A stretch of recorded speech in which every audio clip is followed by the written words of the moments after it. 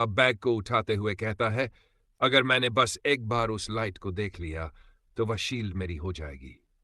और वह उस बैग के सभी ब्रेड को उस डार्कनेस के अंदर डालते हुए कहता है, जब तक ये डार्कनेस गायब नहीं हो जाती तब तक तुम इसे खा सकती हो। बैग के अंदर के सभी ब्रेड खत्म हो जाने के बाद केल उस डार्क होल को देखते हुए कहता है, मुझे लगता है कि मुझे इस डार्कनेस को मिटाने के लिए ब्रेड के 10 और बैग लगेंगे। वह उस होल को ध्यान से देखते हुए कहता है, यह देखने में काफी अजीब और डरावना लगता है, लेकिन मुझे ऐसा फील हो रहा है कि यह मुझसे कुछ कहने की कोशिश कर रही है। वह वहां से जाते हुए कहता है, मैं कल यहां वापस आऊंगा। तभी हम उन दोनों बच्चों को देखते हैं जो केल के दिए हुए ब्रेड खा रहे होते हैं। उन्हें देखकर केल अपने मन में सोचता है, देखने से लगता है कि ये दोनों उस ट्री के पास जाने से काफी ज्यादा डरते हैं। लेकिन अगर उन्होंने बस एक बार अपना सिर उस होल के अंदर डाल दिया तो वह ट्री उन्हें पूरी तरह से खा जाएगा। ये उन लोगों के लिए काफी ज्यादा खतरनाक है। तभी केल उन दोनों से कहता है, अगर तुम आज की तरह कल भी ब्रेड खाना चाहते हो तो जो आज हुआ उसके बारे में किसी से भी मत कहना। अगले सीन में हम देखते हैं जहां केल उस स्टोर से जा रहा होता है। उसे देखकर बिलोस कहता है, क्या आप यहां से जा रहे हैं? यह सुनकर केल कहता है, हाँ, तुमने सही कहा। यह सुनकर बिलोस कहता है, प्लीज यहां पर दोबारा आएगा। यह सुनकर केल बिलोस से कहता है, आज की चाय काफी अच्छी थी और मैंने अभी तक सिर्फ आधी बुक पढ़ी है, लेकिन वह बुक काफी ज्यादा इंटरेस्टिंग है। मुझे पसंद आया कि कैसे मेन कैरेक्टर ने अपनी एबिलिटीज को रिकॉग्नाइज किया और वह ग्रो हुआ। इसलिए उस बुक को किसी और को मत पढ़ने देना। मैं यहां उस बुक को पढ़ने के लिए दोबारा आऊंगा। यह सुनकर बिलोस खुश हो जाता है और हंसते हुए केल से कहता है, यंग मास्टर केल, मैं सिर्फ आपके लिए उस बुक को रिजर्व करूंगा। केल को अलविदा कहते हुए वह कहता है, प्लीज यहां पर दोबारा आएगा, मैं यहां आपका इंतजार करूंगा। कुछ समय बाद हम एक बार का सीन देखते हैं जहां बार का ओनर केल को देखकर काफी ज्यादा घबरा जाता है। वह केल को ग्रीट करते हुए कहता है, वेलकम यंग मास्टर। उस ओनर की ऐसी हरकत देखकर केल अपने मन में सोचता है, वह काफी डरा हुआ लग रहा है। लेकिन यह ऑब्वियस है क्योंकि केल ड्रिंक करने के बाद अपने आसपास की सभी चीजों को तोड़ देता है। वह शॉप ओनर के पास एक कॉइन फेंकते हुए कहता है, हमेशा की तरह वही बोतल ले आओ और उसके साथ कुछ रोस्टेड चिकन भी। यह सुनकर शॉप ओनर कहता है, एक्सक्यूज मी, क्या आप यहां किसी सीट पर नहीं बैठेंगे? केल के कुछ नम बोलने की वजह से शॉप ओनर काफी ज्यादा घबरा जाता है और दौड़ते हुए वहां से कहता है, मैं उन्हें तुरंत लेकर आता हूं। केल अपने आसपास देखता है जहां वहां बैठे सभी लोग केल को नजरअंदाज कर रहे होते हैं। उन्हें देखकर केल अपने मन में सोचता है, यहां बैठे सभी गैंगस्टर और स्कैमर मुझे नजरअंदाज कर रहे हैं। अगर मैं इसके बारे में ध्यान से सोचूं तो केल काफी अजीब पर्सन था, क्योंकि आमतौर पर अमीर फैमिली के लोग गैंगस्टर और स्कैमर के साथ काम करते हैं। लेकिन केल इस तरह के लोगों से नफरत करता था। उसे लगता था कि ये सब सिर्फ बेकार लोगों का एक झुंड है। तभी शॉप ओनर केल को अल्कोहल की बोतल और चिकन देते हुए कहता है, यंग मास्टर, ये रहा आपका ऑर्डर। केल अल्कोहल और चिकन लेकर वहां से जाते हुए अपने मन में सोचता है, ये वही अल्कोहल है जिसे केल हमेशा ड्रिंक करता है और ये इस शॉप की सबसे एक्सपेंसिव अल्कोहल है। हम देखते हैं कि केल को देखकर शॉप में बैठे सभी लोगों के पसीने छूट रहे होते हैं। अगले सीन में हम देखते हैं जहां केल उस वाइन की बोतल खोलकर पीता है और अपने मन में सोचता है, मैं अपने अंदर की गर्मी को फील कर सकता हूं। मुझे अच्छे से याद है कि सिटी गेट से दूर इस वॉल के साथ 100 स्टेप चलने के बाद मैं वहां पहुंच जाऊंगा। अपने सामने देखते हुए वह मन में सोचता है, जैसा मुझे उम्मीद थी। हम केल के सामने देखते हैं जहां वहां 2 कैट होते हैं। उन्हें देखकर केल अपने मन में सोचते हुए कहता है, यह वही जगह है जहां चोई हान इस वॉल पर से कूदकर सिटी के अंदर आया था। इस वर्ल्ड में कोइंसिडेंस एक बड़ा रोल प्ले करता है और चोई हान ने अपने एंकल को ट्विस्ट कर लिया था, क्योंकि दीवार पर से जंप करते हुए ये दोनों कैट उसके नीचे आ गए थे, जिन्हें वह कुचलना नहीं चाहता था। चोई हान को देखकर केल अपने मन में सोचता है, वह सच में एक नाइस पर्सन है। आखिरकार मैंने उसे ढूंढ लिया। तभी चोई हान केल की तरफ देखता है। चोई हान को अपनी तरफ देखते हुए देखकर केल थोड़ा सा नर्वस हो जाता है और अपने मन में सोचते हुए कहता है, अच्छा हुआ कि मैंने थोड़ा सा अल्कोहल पी लिया, क्योंकि अब अगर मैं कुछ करता हूं तो उसे मेरे ऊपर शक नहीं होगा। अगर मुझे किसी के ऊपर अपना अच्छा इंप्रेशन छोड़ना है तो मुझे सबसे पहले किसी भूखे को खाना खिलाना होगा। केल उन दोनों कैट की तरफ चिकन रखते हुए कहता है, देखने से तुम दोनों भूखे लग रहे हो, इसलिए इसे खा लो। फिर वह उन दोनों को गौर से देखते हुए कहता है, मुझे जितनी उम्मीद थी, ये दोनों उससे भी ज्यादा छोटे हैं। वह चिकन के छोटे छोटे पीसेज करते हुए कहता है, क्या तुम रोस्टेड चिकन खाना चाहते हो? और उस कैट को सहलाते हुए कहता है, इसलिए इसे खा लो और जल्दी से ठीक हो जाओ। फिर केल पूछता है, क्या तुम्हारे पास रहने के लिए कोई जगह है? और चोई हान की तरफ देखता है जो कुछ भी रिस्पॉन्स नहीं करता। तभी केल चोई हान से इनडायरेक्ट तरीके से कहता है, क्या तुम्हारे पास रहने के लिए कोई जगह नहीं है? और क्या तुम भूखे नहीं हो? अपने मन में सोचते हुए कहता है, मुझे जैसा लगा था वह बात नहीं करना चाहता, वह मुझे बस अभी ऑब्जर्व कर रहा है। तभी केल आगे कहता है, क्या तुम मुझे आंसर नहीं देना चाहते? तभी चोईहान कहता है, हाँ, मैं भूखा हूं। यह सुनकर केल चोईहान के पास जाता है और कहता है, मुझे फॉलो करो, क्योंकि मैं तुम्हें खाना खिलाऊंगा। अगर तुम किसी को डिलीशियस फूड प्रोवाइड करते हो तो तुम उसके ऊपर अपना बेस्ट इंप्रेशन छोड़ सकते हो। केल वहां से जाते हुए पीछे मुड़कर देखता है जहां चोईहान उसे फॉलो कर रहा होता है। उसे देखकर केल अपने मन में सोचता है, यह काफी अच्छी बात है कि वह मुझे फॉलो कर रहा है। तभी वह अपने पैरों के पास देखता है जहां उनमें से एक कैट केल को काफी पसंद कर रहा होता है। उसे देखकर केल अपने मन में सोचता है, मुझे सच में कैट पसंद नहीं है, लेकिन यह काफी क्यूट है। फिर वह चोईहान की तरफ देखता है जो उसे ही देख रहा होता है। इसे देखकर केल अपने मन में सोचता है, मैं इन्हें ऐसे ही इग्नोर नहीं कर सकता। वह चोईहान के सामने अच्छा बनते हुए उस कैट को सहलाता है और कहता है, मुझे लगता है कि तुम मुझे काफी पसंद करते हो, लेकिन अब मुझे यहां से जाना होगा, इसलिए अगली बार हम फिर से मिलेंगे। यह सुनकर वे दोनों कैट वहां से चले जाते हैं और केल चोईहान के साथ वहां से जाने लगता है। अगले सीन में हम देखते हैं कि चलते चलते चोईहान रुक जाता है। उसे देखकर केल अपने मन में सोचता है, मैं ऐसा एक्टिंग कर रहा हूं कि मैं चोईहान को नोटिस नहीं कर रहा। फिर पीछे मुड़कर चोईहान से कहता है, तुम क्या कर रहे हो? और अपने मन में सोचता है, लगता है कि वह मुझे फिर से जज कर रहा है। मैं जानता हूं कि मैं तुम्हारे लिए एक इजी अपोनेंट हूं। फिर केल चोईहान से कहता है, क्या तुम नहीं आ रहे? तभी हम उन गार्ड्स को देखते हैं जो केल को देखकर कहते हैं, यंग मास्टर, और काफी ज्यादा घबरा जाते हैं। उन्हें देखकर केल अपने मन में सोचता है, क्या ये मुझे यंग मास्टर कहना बंद नहीं कर सकते? ये सुनने में काफी अजीब लगता है। तभी वे दोनों गार्ड केल से कहते हैं, यंग मास्टर, प्लीज आप अंदर आ जाए। अगले सीन में हम हैनिट्यूज मेंशन का सीन देखते हैं जहां रोन केल का वेलकम करते हुए कहता है, यंग मास्टर, आपका स्वागत है। ये सुनकर केल रोन को थैंक्स बोलता है और अपने मन में सोचता है, क्या वह सच में मेरा इंतजार कर रहा था? लेकिन ये बूढ़ा काफी ज्यादा डरावना है। फिर हम देखते हैं कि रोन और चोई हान एक दूसरे को घूर रहे होते हैं। इसे देखकर केल अपने मन में सोचता है, क्या मैं हेलुसिनेट कर रहा हूं या फिर सच में मैं इन दोनों के बीच का टकराव देख सकता हूं? तभी केल चोई हान से कहता है, मुझे फॉलो करो, और वे दोनों ऊपर के फ्लोर पर जाने लगते हैं। उन्हें देखकर रोन केल से कहता है, यंग मास्टर, क्या आप चाहते हैं कि अगर आप चाहे तो मैं गेस्ट का अच्छे से ध्यान रख सकता हूं? यह सुनकर केल कहता है, इसकी कोई जरूरत नहीं है, और अपने मन में सोचता है, वे दोनों एक दूसरे से मिल गए हैं, इसलिए आज के लिए इतना काफी है।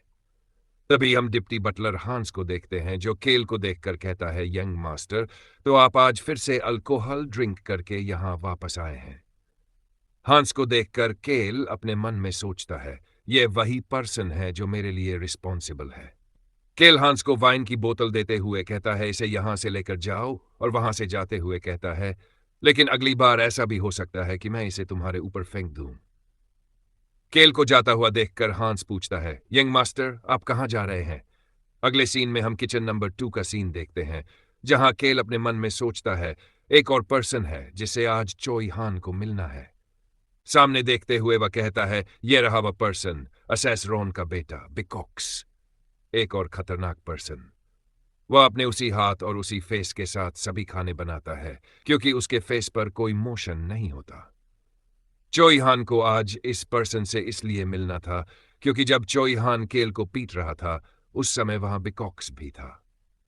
चोई हान के स्किल्स देखकर बिकॉक्स काफी ज्यादा हैरान था और उसने डिसाइड किया कि वह चोई हान को फॉलो करेगा। अगर बिकॉक्स चोई हान को फॉलो करता है तो उसके साथ साथ उसका फादर रॉन भी उसे फॉलो करेंगे। रॉन चोई हान के कंधे पर हाथ रखते हुए बिकॉक्स से कहता है, इसे खाने के लिए कुछ दो। यह सुनकर बिकॉक्स अपना नाइफ ऊपर करते हुए कहता है, एक्सक्यूज मी। नाइफ को देखकर केल बिकॉक्स से कहता है, क्या तुम थोड़ी देर के लिए नाइफ नीचे नहीं रख सकते और इसे खाने के लिए कुछ दो क्योंकि यह भूखा है। यह सुनकर बिकॉक्स कहता है, मैं समझ गया यंग मास्टर। केल अपने मन में सोचता है, यह काफी अच्छी बात है कि बिकॉक्स, चोई हान और उसके साथ साथ रॉन ये तीनों एक दूसरे से कनेक्ट हो गए हैं। फिर केल बिकॉक्स से कहता है, मेरे लिए भी खाने को प्रिपेयर करो क्योंकि मैं भी भूखा हूं और फूड की क्वालिटी अच्छी होनी चाहिए। तुमने कल जो स्टेक बनाया था उसका टेस्ट काफी अच्छा था। तुम सच में एक अमेजिंग शेफ हो। वह वहां से जाते हुए कहता है, कल की तरह आज भी मेरे लिए कोई और वंडरफुल मील प्रिपेयर करो।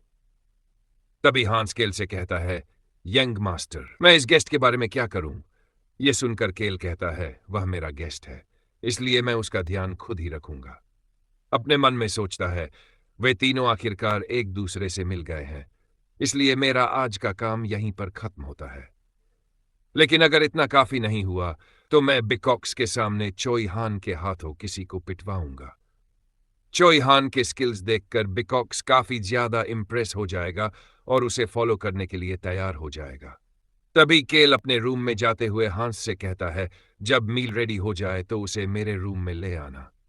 हम हांस को देखते हैं जो काफी गौर से केल को देख रहा होता है।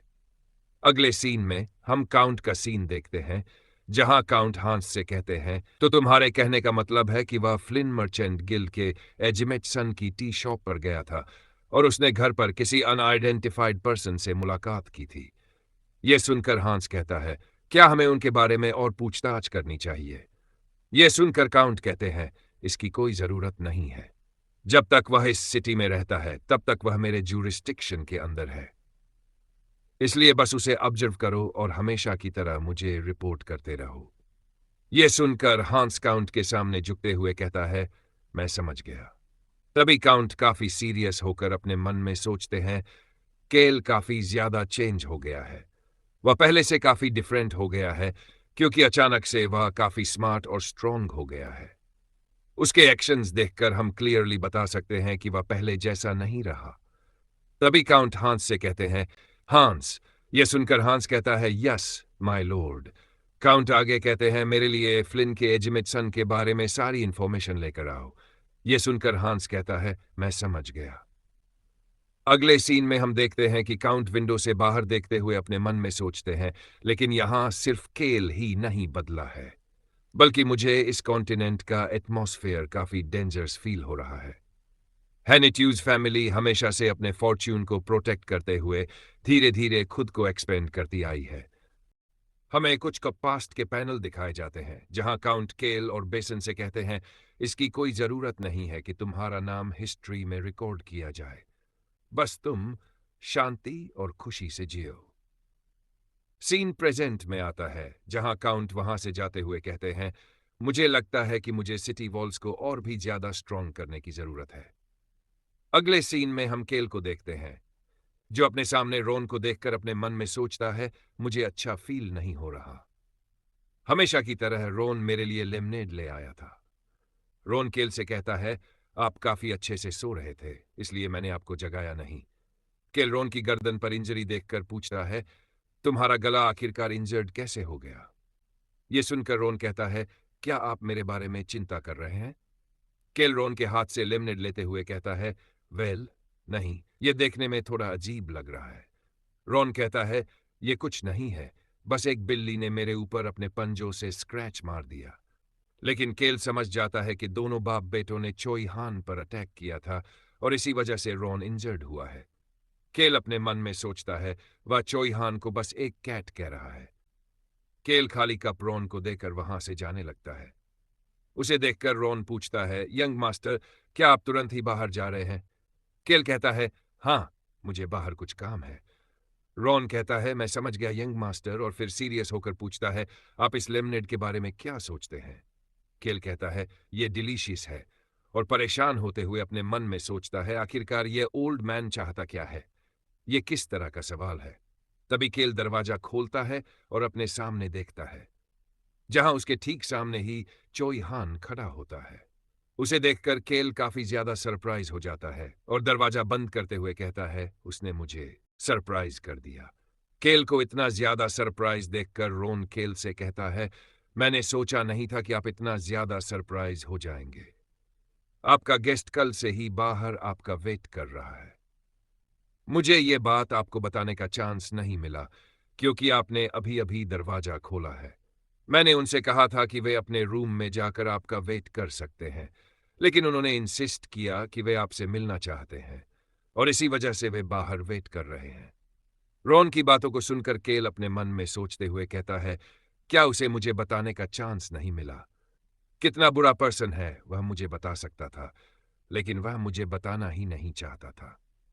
तभी केल दरवाजा खोलकर अपने सामने खड़े चोई हान से पूछता है, क्या कोई बात है? और चोई हान को देखते हुए अपने मन में सोचता है, वह अभी भी उसी जगह पर बिना 1 इंच हिले खड़ा है। तभी चोई हान केल से कहता है, मैं आपको पे करना चाहता हूं। यह सुनकर केल हैरान होते हुए कहता है, क्या?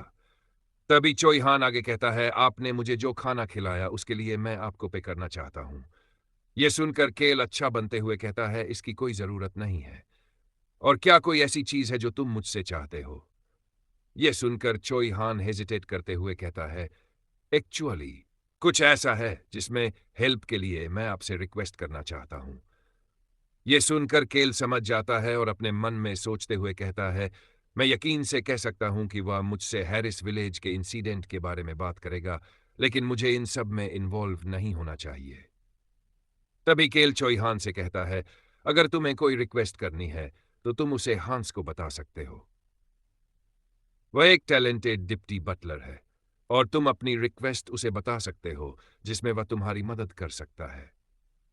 फिर वह रॉन के कंधे पर हाथ रखते हुए चोई हान से कहता है, बाय द वे, रॉन भी एक टैलेंटेड पर्सन है और तुम इन्हें भी अपनी रिक्वेस्ट बता सकते हो। फिर केल रॉन से कहता है, रॉन, तुम अपनी एबिलिटीज के साथ मेरे गेस्ट की अच्छे से हेल्प करना। तभी चोई हान हेजिटेशन के साथ केल से कहता है, लेकिन क्या तुम जानना नहीं चाहते कि मैं कौन हूं? यह सुनकर केल चोई हान से कहता है, क्या मुझे यह जानना इंपॉर्टेंट है कि तुम कौन हो? और क्या मुझे किसी की मदद करने के लिए किसी रीजन की जरूरत है? मैं तुम्हारी सिचुएशन देखकर बता सकता हूं कि तुम्हारी रिक्वेस्ट काफी डिफिकल्ट है, और अगर तुम्हारी रिक्वेस्ट डिफिकल्ट है तो मैं यकीन से कह सकता हूं कि इसमें हांस तुम्हारी मदद कर सकता है। वह वहां से जाते हुए कहता है, तो अब मैं यहां से चलता हूं क्योंकि मैं काफी बिजी हूं, और अपने मन में सोचते हुए कहता है, मुझे और भी पॉकेट मनी की जरूरत है क्योंकि आज मुझे काफी सारा पैसा खर्च करना है। तभी रॉन केल से कहता है, यंग मास्टर। यह सुनकर केल पीछे मुड़कर देखता है। रॉन आगे कहता है, आपने जैसा कहा हम वैसा ही करेंगे। यह सुनकर केल मुड़कर वहां से जाने लगता है। तभी रॉन अपने मन में सोचते हुए कहता है, जैसा आप चाहे। कठिनाइयों के रास्ते से गुजरकर एक प्रोटेगर अपने कंपेनियन के साथ किया करता है। इंटरेस्टिंग। केल को जाता हुआ देखकर वह अपने मन में सोचता है, एक फियरलेस पपी जिसे खट्टी चीज पसंद नहीं थी। अगर उसके सामने कोई खट्टी चीज आ जाए तो वह उसे फेंक देता था, लेकिन अब भी उसे वह पसंद नहीं है, फिर भी उसने इसे पी लिया। मैं बता दूं, लेमनेड नींबू पानी को ही कहते हैं। तभी रोन अपने मन में आगे सोचता है, एक फियरलेस पपी जो कभी किसी से नहीं डरता था, लेकिन आज वह डर रहा था। क्या वह कुछ जानता है? तभी चोईहान रोन से कहता है, क्या तुम मुझे रास्ता दिखा सकते हो? चोईहान को देखते हुए रोन अपने मन में सोचता है, यह बेवकूफ अपनी बॉडी के अंदर से बर्ड की सेंट रिलीज कर रहा है, लेकिन यह ऐसा प्रिटेंड कर रहा है जैसे यह पूरी तरह क्लीन है। इंटरेस्टिंग। फिर वह चोईहान से कहता है, ठीक है, मुझे फॉलो करो। तभी चोईहान मुड़कर केल की तरफ देखता है और फिर रोन के साथ वहां से जाने लगता है। अगले सीन में हम देखते हैं कि केल वापस उस विशाल ट्री के पास बैग भरकर ब्रेड लेकर पहुंच जाता है और उन सभी ब्रेड को उस डार्कनेस के अंदर डालने लगता है। तभी उसे उस डार्कनेस से आवाज आने लगती है और ज्यादा, मुझे और भी ज्यादा चाहिए। आवाज सुनकर केल थोड़ा सा घबरा जाता है और अपने मन में सोचते हुए कहता है, इसने तो मुझे एक पल के लिए डरा ही दिया। फिर आगे कहता है, यह आवाज उसी वुमन की है जिसे बुक में मेंशन किया गया था। ये वही प्रिस्टेस है जो अपनी डेथ तक भूखी थी। मुझे नहीं पता कि उसके साथ क्या हुआ, लेकिन काउंट डेर ने मुझे आज रात जल्दी आने के लिए कहा था, इसलिए मुझे डिनर से पहले वहां पहुंचना होगा। और वहां से जाते हुए कहता है, मुझे जल्दी करनी होगी। मुझे लगता है कि मैंने ट्री को आधा सेटिस्फाई कर दिया है। अब मुझे कुछ और बैग भरकर ब्रेड की जरूरत है। तभी केल उन दोनों बच्चों की तरफ देखता है जो बैठकर ब्रेड को खा रहे होते हैं। यहां से सीन शिफ्ट होता है। हम सिटी का सीन देखते हैं जहां केल अपने मन में कहता है, मैंने कल उस बेकरी से उसके सारे ब्रेड के स्टॉक को ले लिया था। मुझे लगता है उन्हें और ब्रेड प्रिपेयर करने में काफी समय लगेगा, इसलिए मुझे किसी और बेकरी को ढूंढना चाहिए। तभी उसके बगल से कोई हक लाते हुए कहता है, यंग यंग मास्टर। हम देखते हैं वह एक लेडी होती है जो केल से आगे कहती है, हमारे बेकरी में काफी सारा ब्रेड है। यह सुनकर केल उस लेडी के पास एक कॉइन को फेंकते हुए कहता है, मुझे जल्दी से उन सभी ब्रेड को दे दो। और अपने मन में सोचते हुए कहता है, इस वुमन को पता है कि बिजनेस कैसे करते हैं। उस कॉइन को देखकर वह लेडी काफी ही ज्यादा खुश हो जाती है और वहां से जाते हुए कहती है, यंग मास्टर प्लीज थोड़ी देर वेट करिए। अगले सीन में हम देखते हैं जहां वह लेडी केल के सामने बैग भरकर ब्रेड को लाकर रख देती है, जिसे देखकर केल अपने मन में सोचते हुए कहता है, यह देखने से काफी ही ज्यादा लग रहा है, सच में यह बेकरी काफी अच्छी है। तभी वह लेडी केल से कहती है, मैं आपके लिए बाद में और भी ज्यादा ब्रेड को प्रिपेयर कर सकती हूं। यह सुनकर केल अपने मन में कहता है, मैंने इस वुमन को और भी ज्यादा लाइक करना शुरू कर दिया है। तभी उसके बगल से एक और पर्सन केल से कहता है, यंग मास्टर हम उससे भी ज्यादा ब्रेड को प्रिपेयर कर सकते हैं। यह सुनकर केल उस पर्सन को एक कॉइन देते हुए कहता है कि आज सच में तो ठीक है, मैं अगली बार तुम्हारी ही बेकरी पर आऊंगा, क्योंकि अभी के लिए मेरे पास बैग भरकर ब्रेड है। और अपने मन में कहता है, मैं कल 3 अलग अलग बेकरी